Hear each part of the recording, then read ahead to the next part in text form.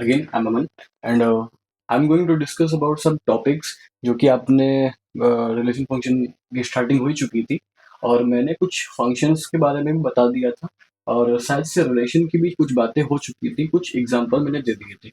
आज जो मैं कुछ क्वेश्चन डिस्कस करने जा रहा हूँ, उन क्वेश्चंस का सिर्फ भाई मेरे इतना मतलब है, थोड़ा ध्यान देना कि वो क्वेश्चंस कहीं ना कहीं बाद में एग्जाम में आए हुए हैं और कहीं ना कहीं आप लोग अगर क्वेश्चंस को कर लेते हो तो उससे होगा क्या ना कि एक जो क्राइटेरिया है कि क्वेश्चंस बनते कैसे हैं और क्या प्रॉब्लम्स होती हैं क्या नहीं होती, वो सब आपको चीज़ें क्लियर हो जाएंगी। ठीक है, बाकी कोई क्वेश्चन बहुत बड़े नहीं है, डोमेन एंड रेंज फाइंड करने के क्वेश्चंस हैं, वो मैं आज यहाँ डिस्कस कर रहा हूँ। आज हम लोग यहाँ पे क्या करने वाले हैं, सिर्फ डोमेन एंड रेंज फाइंड करेंगे। ठीक है भाई मेरे, तो उसके हिसाब से मैं सबसे पहला क्वेश्चन जो लिख रहा हूँ जो कि मोस्ट इंपॉर्टेंट है, और आता भी है, देखना कि डोमेन एंड रेंज फाइंड करते कैसे। ये 11th और 12th दोनों की बातें हो रही हैं, दोनों के लिए आ सकता है। ठीक है, फिलहाल बाकी आपको सब कुछ पता है कि डोमेन क्या होता है, रेंज क्या होता है, कोडोमेन क्या होता है। नहीं पता है तो आप इसके प्रीवियस वाला वीडियो जाके देखिएगा, तो आपको समझ में आ जाए कि क्या क्या बातें हो चुकी हैं। और अगर हो सकेगा तो मैं जब भी सेट पढ़ाऊंगा तो मैं एक बार वहां पे बता दूंगा। ठीक है, फिलहाल मैंने की रिलेशन एंड फंक्शन जानबूझ के स्टार्ट किया हुआ है क्योंकि थोड़ी बहुत कंफ्यूजन इसमें थी। ठीक है, सपोज मैंने यहाँ पर एक क्वेश्चन लेकर रखा, मैंने क्वेश्चन लिखा, मैंने कहा find domain and range of the following function. ठीक है भाई मेरे, of the following function. Function क्या था, फंक्शन को मैंने कहा था एक्स इस तरह से रिप्रेजेंट करते हैं अगर फंक्शन मेरा एफ एक्स पे। फंक्शन भाई मेरे था ये। ओके, ठीक है, थोड़ा बहुत ध्यान समझना कि how can we find domain of this function. Domain का मतलब मेरे क्या होता है भाई, जरा बताना। एक्स की वैल्यू, जो भी एक्स की वैल्यू आती है वो डोमेन होता है, और जो वाई की वैल्यू आती है वो रेंज होता है। अच्छा, मैंने आपसे बता के रखा था कि फंक्शन कभी भी नेगेटिव वैल्यू नहीं देता है, सिंगल वैल्यूड यानी रियल वैल्यूड फंक्शन होता है। तो एक्स की रियल वैल्यू के लिए इस पूरे फंक्शन की रियल वैल्यू आनी चाहिए। दैट्स वाई यहाँ पर ये रूट के अंदर लिखा हुआ है। तो सबसे पहली कंडीशन क्या होनी चाहिए, ये क्वेश्चन आपका सॉल्यूशन यहाँ से स्टार्ट कर रहा हूँ मैं। 9 - x² शुड ग्रेटर देन 0 होना चाहिए, और ये इक्वल भी हो सकता है क्योंकि 0 भी हो सकता है, बिल्कुल। 9 - x² को ग्रेटर देन इक्वल टू 0 होना चाहिए। ठीक है, इसको मैं y के इक्वल लिख सकता हूँ क्योंकि एफ एक्स को y भी बोलते हैं। अच्छा, थोड़ा समझना, अगर 9 - x² ग्रेटर देन 0 होता है तो अगर मैं माइनस कॉमन कर लूंगा तो this will x² -9 and this also भी। अब बोथ साइड माइनस का मल्टीप्लाई कराते हैं तो ये इनइक्वलिटी का मार्क चेंज हो जाता है, तो x² -9 would be less than equal to 0। ठीक है भाई, इसको चेंज करेंगे तो ये हो जाएगा x+3 and x-3, this also be less than equal to 0। ठीक है, अब थोड़ा बहुत ध्यान समझना मेरी बात को, बारी बारी से इसको 0 के इक्वल कराएंगे तो जो x की दो मतलब कि इसको बोलते हैं क्रिटिकल पॉइंट्स। क्या बोलते हैं, क्रिटिकल पॉइंट्स। ये थोड़ा सा एक आगे चल के और भी समझ में आएगा, इसको हम लोग कुछ वेवी कर्व मेथड से भी सॉल्व करते थे, इसको क्रिटिकल पॉइंट्स बोलते हैं। ठीक है, तो यहाँ पर x के दो क्रिटिकल पॉइंट्स निकल के आएंगे, एक आएगा +3, एक आएगा -3। ठीक है, तो अगर मैं यहाँ पर एक ये इसको बोलते हैं वेवी कर्व मेथड से इसको करते थे हम लोग सॉल्व, +3 एंड ये हो जाएगा भाई मेरे इधर, सॉरी इधर +3 इधर -3। ठीक है, और हम लोग ऐसे प्लस माइनस प्लस लगा लेते हैं। ठीक है, तो ध्यान समझना यहाँ पर मार्क किसका है, लेस देन का है। लेस देन का मार्क का मतलब होता है माइनस का मार्क, और हम लोग ये वाला वे चूज करते हैं। ये थोड़ा सा लगेगा अटपटा सा लगेगा, लेकिन this understanding should be very clear.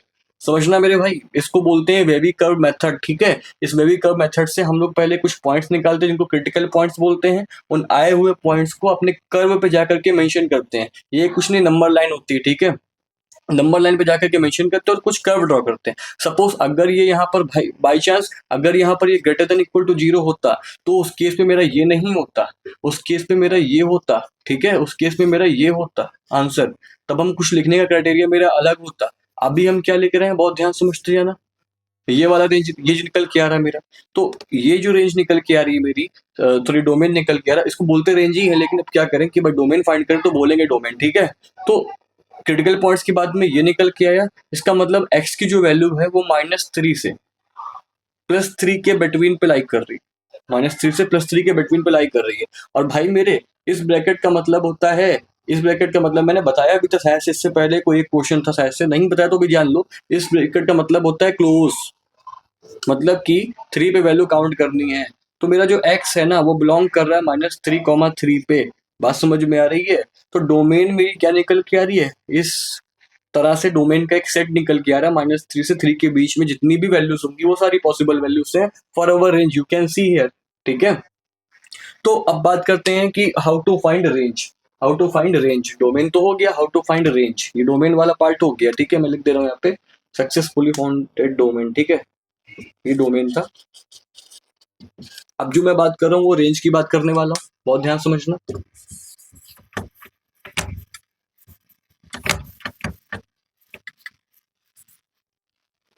ठीक है, तो देखना भाई रेंज कैसे फाइंड करते हैं, बहुत ध्यान समझते हैं ना। कि पहले तो y लिखा, 9 - x² लिखा, स्क्वायर लगा हुआ था। एक बात समझ लेना, जब भी कभी हम लोग को रेंज फाइंड करना होता है तो अभी ये इक्वेशन y के टर्म्स में लिखी, y is equal to x के टर्म्स में लिखी, मतलब डिपेंडेंट वेरिएबल यहाँ पर y है और x is working as a independent variable. ठीक है, अब जो अभी क्या होगा, यहाँ पर जो हम लिखने वाले हैं वो x के टर्म्स में इक्वेशन लिखेंगे, मतलब समझना y is working as a independent variable while x is a dependent variable. ठीक है, मतलब x क्या करेगा, y पे डिपेंड करेगा, बहुत ध्यान समझना। एक तो समझना कुछ होता नहीं है। अच्छा हाँ सॉरी, देखो यही होता है, थोड़ी देर के लिए अगर देख लो, है ना। फिलहाल बोथ साइड स्क्वायर कर देंगे, y² इज इक्वल टू हो जाएगा 9 - x²। ठीक है भाई मेरे, तो अब इसको ला कैसे सकते हैं, माइनस का x² इस तरफ आ जाएगा and this will goes, sorry हाँ ठीक है, इधर चल, दिस विल गो इधर। ठीक है भाई, यहाँ से स्क्वायर हटाना तो इधर रूट लग जाएगा। तो देखो सक्सेसफुली मेरी जो मेरा जो डिपेंडेंट वेरिएबल है वो x बन चुका है और जो इंडिपेंडेंट वेरिएबल है वो y बन चुका है। होना क्या है, कुछ नहीं होना है, 9 - y², सिमिलर केस जैसा भी पीछे किया हुआ था, शुड बी ग्रेटर देन और इक्वल टू 0। क्या x की वैल्यू 0 हो सकती थी? हाँ, वाई नॉट 0 हो सकती थी। ठीक है, बिल्कुल यहाँ से देखना, 9 - y² should be greater than और इक्वल टू 0 होगा। अगर ऐसा होगा तो y² -9, फिर से माइनस का मल्टीप्लाई करा देंगे तो should be less than equal to 0 हो जाएगा। तो अभी यहाँ पे y+3 और y-3 should be less then और इक्वल टू 0 हो जाएगा, हो जाएगा। तो इससे क्या होने वाला है, फिर से वही क्रिटिकल पॉइंट्स y के लिए क्या निकल के आ रहे हैं, 3 और -3 निकल के आ रहे हैं। फिर से यहाँ पर एक क्या बनेगा, वे भी कर्व, मतलब एक नंबर लाइन बनेगी और वहां पर अपने पॉइंट्स को जाके पुट करेंगे, -3 और अगेन गलती होती है मेरे, प्लस का 3 इधर होगा, माइनस का 3 इधर, नंबर लाइन पढ़े हो गए भाई, -3 हो गया। ठीक है, तो ये बात समझना कि -3 हो गया, +3 हो गया, फिर से प्लस माइनस प्लस जैसे लगाते हैं लगा लेंगे, और मुझे लेस देन चाहिए, मतलब फिर से अगेन यही आ रही है। ये क्या मतलब भाई, दोनों के लिए डोमेन और रेंज क्या सेम आ रही है क्या? हाँ लग तो रहा है कुछ कुछ सेम ही आ रही है। फिलहाल मेरा y भी बिलोंग कर रहा है इसी रेंज पे। ठीक है, मेरा y भी मेरा बिलोंग कर रहा है इसी रेंज पे, यानी जो रेंज निकल के आ रही है वो भी -3 से +3 के बीच पे आ रही है, +3 के बीच में आ रही है। ठीक है, ध्यान देना इस चीज को, ये भी इसका आंसर भी यही निकल के आ रहा है रेंज के लिए भी। ठीक है, तो ये एक जो क्वेश्चन था मैंने डोमेन और रेंज के लिए डिस्कस किया, एक बार चेक करते हैं यार ऐसा हो सकता है क्या, है ना। मेरा x भी आ रहा था -3, अगर मैं यहाँ -3 पुट करूंगा तो 0 आएगा। हाँ 0 बिल्कुल पॉसिबल है, बट हाँ गलती है भाई, मेरे बात समझना, मैंने समझ गया, समझ के सॉरी, बात समझो क्या गलती हो रही है, यहाँ -3, लिखा हुआ है, जबकि y की वैल्यू कभी माइनस तो आ ही नहीं सकती है, कभी माइनस नहीं आ सकती भाई। तो ये वैल्यू माइनस से नहीं स्टार्ट होगी, भले ही यहाँ पर, तो यहाँ पर जो आंसर लिखा आ रही है जरूर -3 से 3 आ रही है, लेकिन भाई मेरे, तुम एक्स की डोमेन फाइंड कर चुके हो ना, जो डोमेन होगा उसके अकॉर्डिंग ही तो वाई की वैल्यू आएगी ना। तो वाई की वैल्यू यहाँ से क्या पॉसिबल है, पॉजिटिव वैल्यू पॉसिबल है। पॉजिटिव वैल्यू का मतलब कि 3 तो नहीं आ सकती, हाँ 0 आ सकता है। तो इंक्लूडिंग 0, 0,3 पॉसिबल है, बिल्कुल पॉसिबल, 3 तो पॉसिबल है।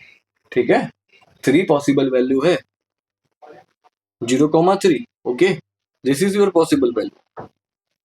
2 पुट कर सकते हैं, 3 पुट कर सकते हैं, बिल्कुल कर सकते, 0 से 3 के बीच में y की वैल्यू कुछ भी आ सकती है। ठीक है भाई मेरे, तो ये आपका तुम्हारा डोमेन और रेंज वाला कॉन्सेप्ट थोड़ा सा समझ में आया होगा इस क्वेश्चन को लेकर के, और अच्छा क्वेश्चन का एग्जांपल था। इसके आगे और भी क्वेश्चन के एग्जांपल मैं आपको दूंगा। ठीक है, अभी फिलहाल के लिए आप इसको नोट कीजिए, और अच्छा क्वेश्चन